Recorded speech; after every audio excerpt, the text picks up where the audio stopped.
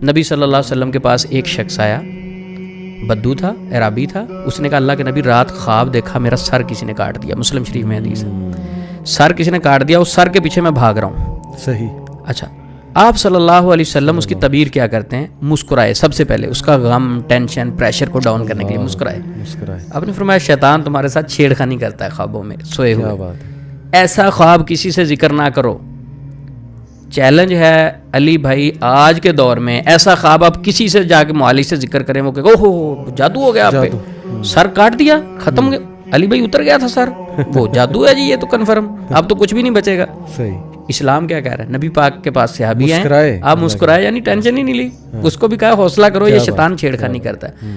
اچھا، میں نے علی بھائی ایک حیرانگی کی بات ہے، جتنی حدیثیں خوابوں کے ریلیٹڈ پڑھی، آپ صلی اللہ علیہ وسلم نے فرمایا برا خواب کسی سے ذکر نہیں کرنا. بالکل صحیح. آج کے معالجین، آج کے علاج کرنے والے آپ سے علاج شروع کرتے وقت برے خواب سے ہی بات شروع کریں گے. آپ میرے پاس ٹریٹمنٹ کے لیے آئے، میں سب سے پہلے کیا سوال کروں؟ علی بھائی برے خواب بھی آتے ہیں؟ ہاں جی آتے ہیں. بھینسیں بھاگتی ہیں پیچھے، بلڈ نظر آتا ہے، او ہو جد. اور اللہ کے نبی صلی اللہ علیہ وسلم تو منع فرما رہے ہیں کہ برا خواب کسی کو نہیں بتانا. اور آپ کون سے شرعی معالج ہو جو اس سے سب سے پہلے برے خواب کے بارے میں پوچھ رہے ہو؟ اور اسلام تو کہہ رہا ہے کہ برا خواب جو ہے کسی سے ذکر نہیں کرنا. کیا کرنا ہے؟ اعوذ باللہ من الشیطان الرجیم، بائیں کندھے پہ 3 بار تھوکیں، اسے زائل کر دیں، اسے اگنور کر دیں، ذہن سے نکال دیں. وسوسہ ہے ایک. تو یہ اسلام کا طریقہ کار کیا ہے کہ جب کوئی پریشان آتا تھا اس کو تھپکی ملتی تھی وہاں سے. زبردست. اور آج کا معالج ہے، اس کے پاس آپ چلے جائیں، تھپکی کی بجائے مزید خوفزدہ کرے گا. کیوں؟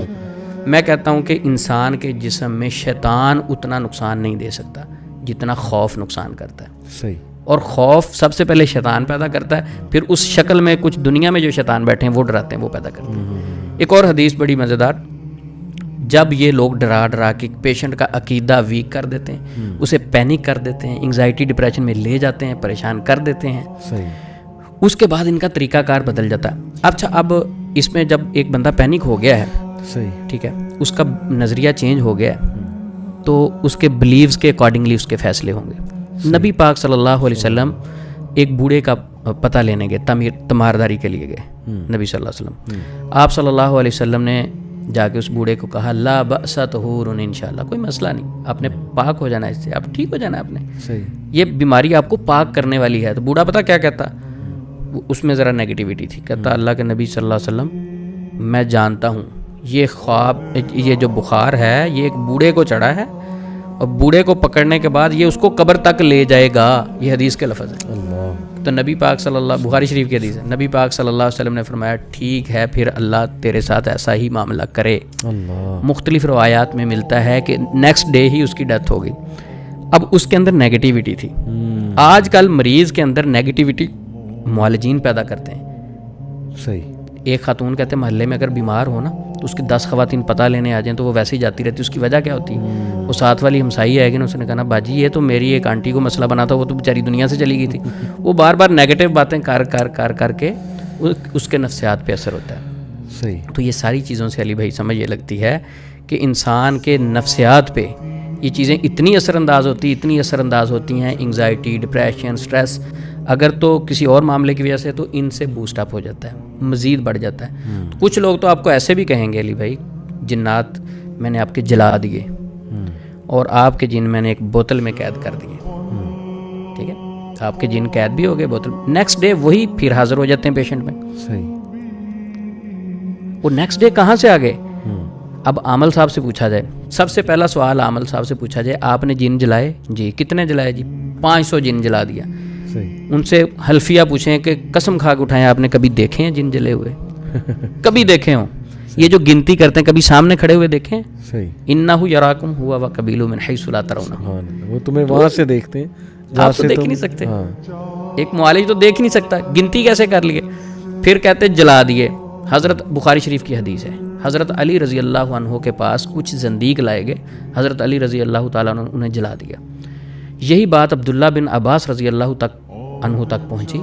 انہوں نے کہا اگر میں ہوتا تو میں نہ جلاتا، کیونکہ نبی صلی اللہ علیہ وسلم نے فرمایا لا تعذبوا بعذاب اللہ، اللہ کے عذاب کے ساتھ کسی کو عذاب نہ دو. یعنی جلانے کا حق صرف اللہ کے پاس ہے. صحیح. آج کا راکی، آج کا عامل، آج کا دم کرنے والا وہ کیسے کہتا ہے میں نے جن جلا دیے؟ یہ سب نفسیاتی حربے ہوتے ہیں. صحیح. جن بوتل میں قید کر دیے نیکسٹ ڈے وہی حاضر ہو جاتے ہیں. اچھا ان سے سوال کرنا چاہیے, جو کل انہوں نے قید کیے تھے نیکسٹ ڈے وہی حاضر ہو جاتے ہیں, تو کیا ایک دن پہلے دیکھے تھے انہوں نے حاضر ہوئے تھے؟ نظر تو نہیں آتی. تو جب ہوا میں ہی ساری باتیں کر رہے ہیں تو کیوں لوگوں کا وقت ضائع کر رہے ہیں؟ اصل پیشنٹس کو کاؤنسلنگ کی ضرورت ہے. کتنا دیکھیں سمپل ہے اور ہم نے کتنی کمپلیکیٹڈ بنا دیا ہے ساری چیزوں کو. وجہ عثمان میں علم نہیں ہے, نہ علم کی طرف آنا چاہتے ہیں, نہ علم حاصل کرنا چاہتے ہیں. جو علم کی طرف لائے اس کو کہتے ہیں بیوقوف ہے, اسے کیا پتہ. ہمیں پسند ہے ذرا سٹوریاں سنانے والا, ذرا ڈرانے والا, کہ نہیں جی نہیں میں آپ کو تعویذ دیتا ہوں, میں آپ کو دوائی دیتا ہوں, آپ پہ یہ ہو گیا وہ ہو گیا.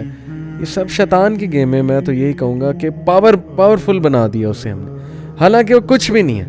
آپ نے اکثر آپ بات کرتے ہیں کہ بسم اللہ پڑھ کے دروازہ بند کریں, وہ ابلیس بھی نہیں کھول سکتا. ہم نے چھوٹے چھوٹے شیاطین کو اتنا پاورفل بنا دیا ہے باتیں کر کر کے کریڈٹ دے دے کے, کہ اب وہ انسانوں پہ ہنستے ہوں گے کہ یار یہ ہے وہ حضرت آدم علیہ السلام کو سجدہ کرایا فرشتوں سے, یہ آدم کی اولاد ہے, اس کی وجہ سے جو ہے وہ ہم سے بادشاہت یہاں کی چھینی, پہلے جنات یہاں پہ ہوتے تھے. میں تو سمجھتا ہوں ہنستے ہوں گے کہ یہ ہے وہ خلیفہ اللہ کا, یہ اتنا ویک, اور بس چل رہا ہے جی ایسے. افسوس ہوتا ہے. بیسیکلی عامل لوگ اپنے قبضے میں لوگوں کو رکھنا چاہتے ہیں, اپنے کنٹرول میں رکھنا چاہتے ہیں کہ یہ کہیں ہم سے کوئی وظیفہ بتائیں گے, کہیں گے ہماری اجازت کے بغیر نہیں کر سکتے آپ یہ وظیفہ.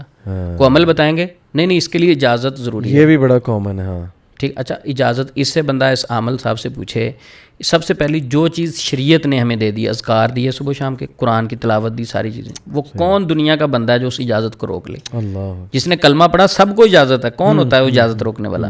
تو اس کے پیچھے بھی ایک عقیدہ ہے لوگوں کا کہ اگر پیر صاحب اجازت نہیں دیں گے نا تو اس عمل کا اثر ہی نہیں ہوگا, کنٹرول کرنے کے لیے. اچھا ان سے ویسے یہ علی بھائی پوچھنا چاہیے, ایک بندے نے سورۃ الفاتحہ پڑھی 100 مرتبہ, کسی نے عمل بتایا تھا, عامل نے اجازت نہیں دی, اجازت کے بغیر اس نے 100 بار فاتحہ پڑھی. اب نعوذ باللہ اللہ رب العزت اسے شفا دینا چاہیں, صحیح, تو کیا اللہ رب العزت اس عمل کی اجازت کے محتاج ہیں؟ استغفر اللہ.